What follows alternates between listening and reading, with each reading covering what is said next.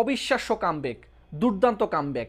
এর চেয়ে ভালো কামব্যাক হয়তো আর হতে পারে না। 85 মিনিট পর্যন্ত পিছিয়ে থাকার পর শেষ পর্যন্ত 2-1 গোলের অবিশ্বাস্য জয় আলবিসেলেস্তাদের।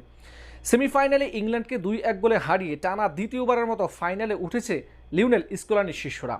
ম্যাচের প্রথমার্ধের কথা যদি বলি, 45 মিনিট পর্যন্ত গোল করার চাইতেও শারীরিক শক্তি প্রদর্শনের জন্যই মনোযোগ ছিল দুই দল।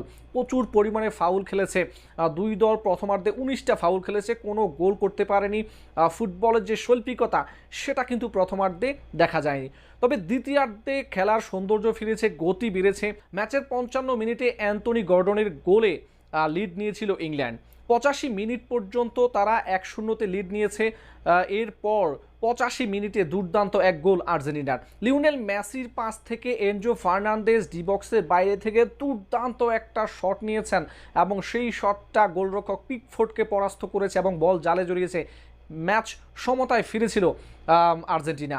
অবিশ্বাস্যভাবে কামব্যাক করেছে এবং যখন ম্যাচটা মনে হচ্ছে যে ইনজুরি টাইমে চলে যাবে, ঠিক তার আগের মুহূর্তে ম্যাক অ্যালিস্টারের দুর্দান্ত একটা শট, যেটা গোলবারে বাধাগ্রস্ত হয়ে ফেরত আসে। এরপর লিওনেল মেসি তিনি দুর্দান্ত একটি ক্রস বাড়িয়েছেন ডিবক্সের মধ্যে। লাউতারো মার্টিনেজ লাফিয়ে উঠে হেডের মাধ্যমে বলটাকে জালে জড়িয়েছেন এবং সেই মুহূর্তে আর্জেন্টিনা 2-1 গোলে ম্যাচে এগিয়ে যায়।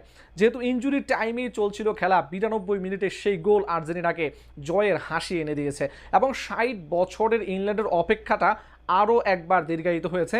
ইংল্যান্ড বিদায় নিয়েছে বিশ্বকাপের সেমিফাইনাল থেকে। দুর্দান্ত আর্জেন্টিনা, অবিশ্বাস্য আর্জেন্টিনা।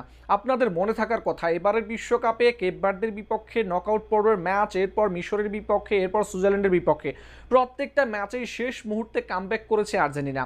পিছিয়ে পড়ার পরও যে কামব্যাকের মানসিকতা তারা তৈরি করেছে অবিশ্বাস্য। লিওনেল স্কলানির অধীনে দুর্দান্ত কামব্যাকের গল্প রচনা করছে আর্জেন্টিনা। এই ম্যাচে লিওনেল মেসি কোনো গোল না পেলেও 2টা গোলেই তিনি অবদান রেখেছেন। 2টা অ্যাসিস্টেই গোল এসেছে আর্জেন্টিনার হয়ে। 1930, 1978, 1986, 1990, 2014 এবং 2022 এই আসরগুলোতে আর্জেন্টিনা খেলেছিল ফাইনাল। এবার অষ্টমবারের মতো ফাইনাল খেলতে যাচ্ছে লিওনেল মেসিরা। গত আসরের চ্যাম্পিয়ন, এবার ফাইনালিস্ট। আরও একবার শিরোপা জয়ের দ্বারপ্রান্তে আলবিসেলেস্তারা। আরও একটা বিশ্বকাপ শিরোপা উঁচিয়ে ধরার সুযোগ লিওনেল মেসির সামনে। দুর্দান্ত পারফরমেন্সের কারণে লিওনেল মেসি এবারের আসরে গোল্ডেন বুট জিততে যাচ্ছেন, এটা মোটামুটি নিশ্চিত। এবারের আসরে আর্জেন্টিনা 8টা ম্যাচ খেলেছে, প্রত্যেকটা ম্যাচেই তারা জয় পেয়েছে এবং শেষমেশ সেমিফাইনালে ইংল্যান্ডকে কাঁদিয়ে ফাইনালে পৌঁছে গেছে লিওনেল মেসিরা। এই ম্যাচে ইংল্যান্ডের প্রথম গোল দেওয়ার পর তারা পুরোপুরিভাবেই রক্ষণাত্মক খেলেছে, যেই সুযোগটাকে কাজে লাগিয়েছে আর্জেন্টিনা। এতটা বেশি রক্ষণাত্মক ইংল্যান্ডকে আর কোনো ম্যাচেই খেলতে দেখা যায় নাই। Harry Kane, Jude Bellingham, Bukayo Saqqara এই ম্যাচে পুরোপুরি নিষ্প্রভ ছিলেন। যে কয়েকটা আক্রমণ করেছে সেগুলোকেও গোলে কনভার্ট করতে পারেনি। পুরো ম্যাচে দুই দল প্রচুর ফাউল খেলেছে, 26টা ফাউল দুই দল মিলে করেছে। আগামী 19শে জুলাই নিউ ইয়র্কের নিউ জার্সিতে বিশ্বকাপের অষ্টমবারের মতো ফাইনাল খেলতে মাঠে নামবে লিওনেল মেসি, মার্টিনেজ, অ্যাঞ্জেলো ফার্নান্দেজরা। ফাইনালে তাদের প্রতিপক্ষ ইউরোপিয়ান জায়ান্ট স্পেন। এখন দেখার বিষয় কার হাতে উঠবে শেষ পর্যন্ত ট্রফি।